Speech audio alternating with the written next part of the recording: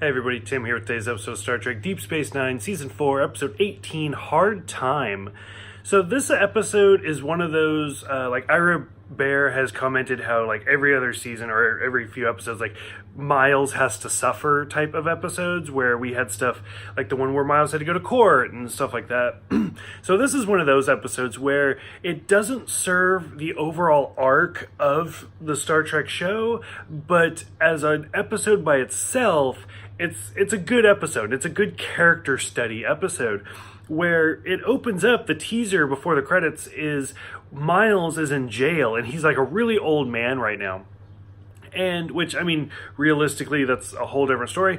It turns out that he's been in prison for 20 years, which if you look at what Colomini looked like in this episode and what he looks like now, they weren't even close. Like, it was way off the mark, but whatever.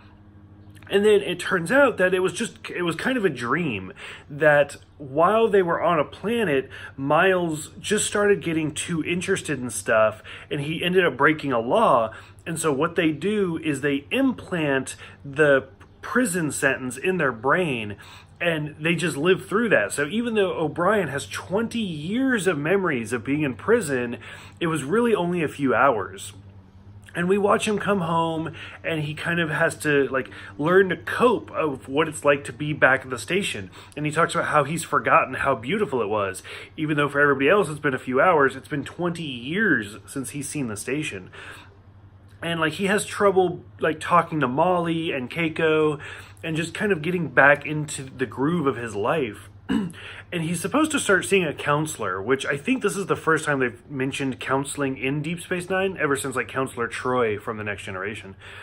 And O'Brien just has a hard time, and slowly we start getting like flashbacks of how he was actually in prison with somebody else, and he had taught O'Brien how to do different things, like keep his food, because sometimes they wouldn't feed them for weeks, or at least several days. And then at one point towards the end of the sentence, O'Brien thought that this guy was hiding food and he accidentally kills him, and it turns out that he was hiding food for both of them. But then the very next day the guards started feeding them again. So which, if you start thinking about it, like, the guards knew what they were implanting in O'Brien's brain, and so this was all part of that giant like matrix scheme where they were just trying to make him suffer coming out of the prison sentence. And there's a really hard scene where it's towards the end where O'Brien gets the phaser and he's about to kill himself. And Bashir has to basically calm him down and say, you're not an animal, you are still human. And it's a very touching scene, and it's something that we'll see O'Brien have to work through.